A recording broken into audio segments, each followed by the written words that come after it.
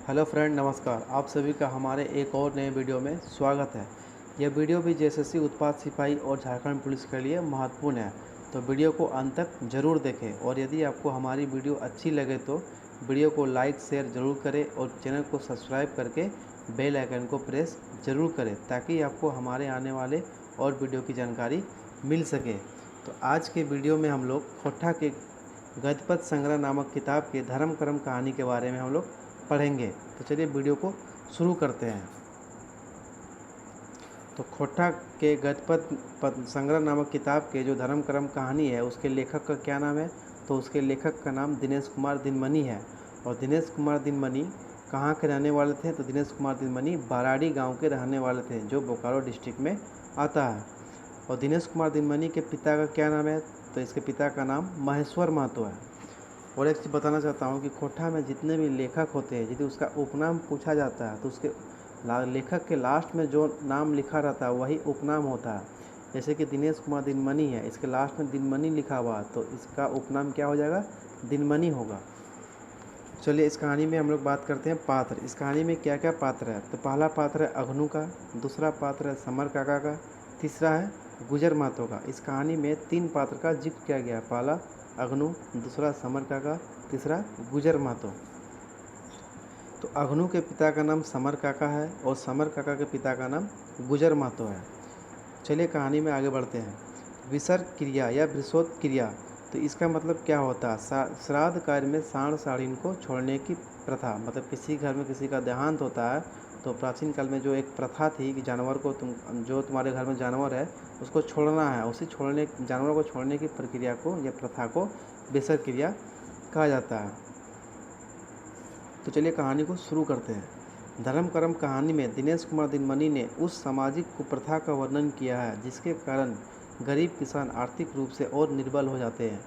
ये जो सामाजिक जो प्रथा है कि किसी का घर में किसी का देहांत होता है और पंचायत बैठती है कि तुम्हें किस प्रकार से या क्या भोज देना है, इससे यदि पंचायत तुमने निर्णय लिया कि नहीं भोज थोड़ा धूमधाम से होना चाहिए, तो इससे जो गरीब है वो और अधिक निर्बल हो जाता है। अघनू के पिता समर काका का श्राद्ध कार्य का आज 7वां दिन है। तो अघनू के पिता समर काका है, उसका देहांत हो चुका है, जिसका आज 7वां दिन है।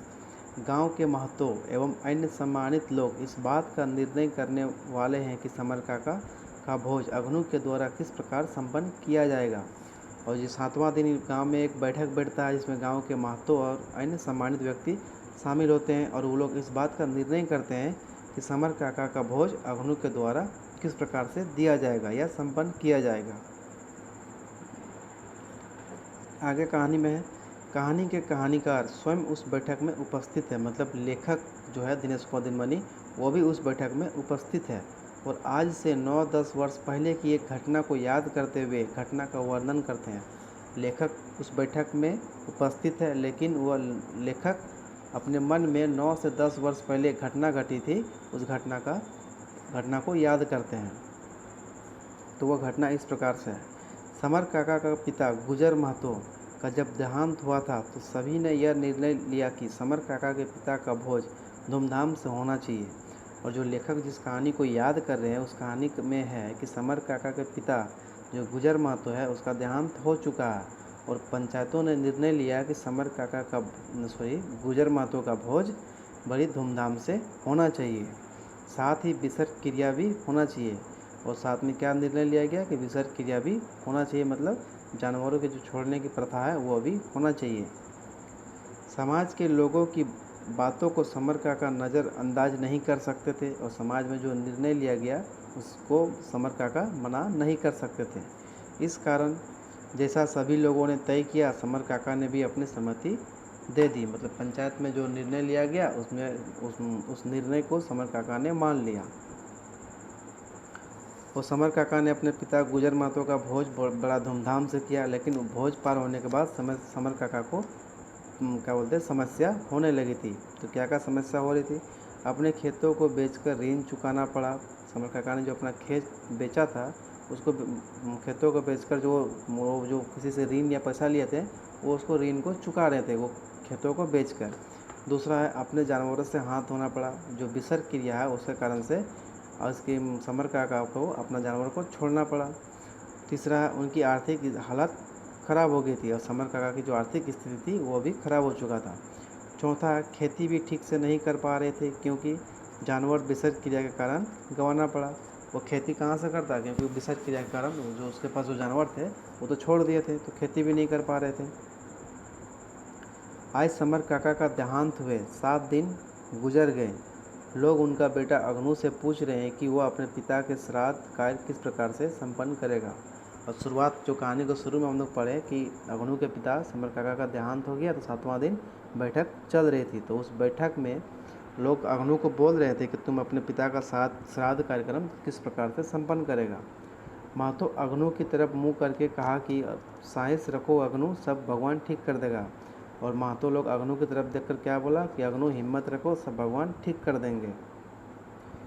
और दिनेश कुमार दिनमणि उस पंचायत में उपस्थित थे, और दिनेश कुमार लेखक जो है, लेखक भी उस पंचायत में उपस्थित थे। उन्होंने पंचों को सुझाव दिया, एकरा एते बड़ा बोझटा काहे जबरदस्ती लाद दे है, जेटा ई पारते नाई, इटा तो अन्याय लगे। लेखक बोलते हैं कि अग्नू को इतना बड़ा बोझ आप लोग क्यों दे रहे हैं, जो ये अग्नू सकेगा नहीं, ये तो अन्याय है। किंतु दिनमणि की बातों को महतो यह कहकर अस्वीकार कर दिया, और दिनमणि जी ने अग्नू का सपोर्ट लिया और जो बोला तो, लेकिन पंचायत ने उनकी बातों को अस्वीकार कर दिया और बोला कि न्याय और अन्याय करने वाला तुम कौन होता है।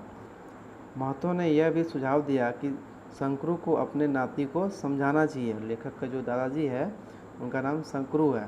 तो जो महतो लोग हैं या पंचायत में जो लोग बैठे थे वो लोग क्या बोले कि शंकरू को अपने नाती को समझाना चाहिए। उसके बाद दिनमणि जी वहाँ से मतलब उस बैठक से उठ गए और अपने घर वापस चले गए। किंतु मन में एक प्रश्न उभर रहा था कि लोगों ने अग्नू के साथ क्या किया होगा। लेखक तो बीच बैठक से ही उठ के चले गए थे, लेकिन मन में उसका एक प्रश्न चल रहा था कि पंचायत में अग्नू के मतलब क्या निर्णय लिया गया होगा कि अग्नू किस प्रकार से भोज करेगा। तो इसका जवाब पाने के लिए दिनमणि जी फिर से अग्नू के घर पहुंचते हैं। तो उसका जो सवाल था उसका जवाब पाने के लिए दिनमणि जी अग्नू के घर पहुंचते हैं। तो पहुंचने के बाद लेखक देखता है कि अग्नू की माँ रो रही थी। अग्नू भी गंभीर अवस्था में था और बच्चे आपस में चर्चा कर रहे थे कि शुक्रवार के दिन रमसाक के दादाजी का भोज है। जैसे ही लेखक अग्नू के घर पहुंचता है तो वह देखता है कि अग्नू की माँ रो रही है, अग्नू गंभीर अवस्था में बैठा हुआ है और बच्चे आपस में चर्चा कर रहे थे कि शुक्रवार के दिन रमसाक के दादाजी का भोज है। हम लोगों को एक प्लास्टिक लेके जाना चाहिए। अब बच्चे चर्चा कर रहे थे कि उसका भोज है तो हम लोगों को एक प्लास्टिक लेके जाना चाहिए क्योंकि बूंदिया बटेगा। वो बच्चे क्यों बोल रहे थे कि प्लास्टिक लेके जाएंगे, क्योंकि भोज में बूंदिया बटने वाला, इसलिए बच्चे सोच रहे थे कि हम लोगों को एक प्लास्टिक लेके जाना चाहिए। बच्चों की बातों को सुनकर दिनमणि जी वापस अपने घर लौट गए और यह बात सुनकर लेखक अपने घर वापस चले जाते हैं। और कहानी के अंत में कुछ सवाल पाठकों के लिए छोड़ दिया जो इस प्रकार है। और उसके बाद से लेखक ने कहानी के अंत में कुछ सवाल छोड़ देते हैं पाठकों के लिए जो इस प्रकार से है। पहला सवाल है, क्या दाल रोटी और बूंदिया खिलाने से अग्नू के पिता की आत्मा को शांति मिलेगा। लेखक का कहना है कि क्या दाल रोटी और बूंदिया खिलाने से किसी का देहांत होता है तो क्या उसकी आत्मा को शांति मिलता है। दूसरा सवाल है, क्या वह अभी भी जीवित है, क्या जो मर गया है क्या वह अभी भी जीवित है। तीसरा सवाल है, स्वर्ग कहाँ है। और लेखक का तीसरा सवाल क्या है इस कहानी के माध्यम से कि स्वर्ग कहाँ है।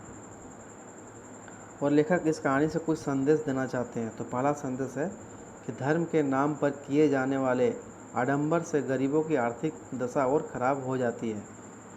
लेखक का जो पहला संदेश है वो संदेश क्या है कि धर्म के नाम पर जो गांव में पंचायत बढ़ती है कि भोज तुमको यह देना ही पड़ेगा, यह भोज बड़ी धूमधाम से मनाना पड़ेगा, जिसके कारण से गरीब किसानों की स्थिति और ख़राब हो जाती है।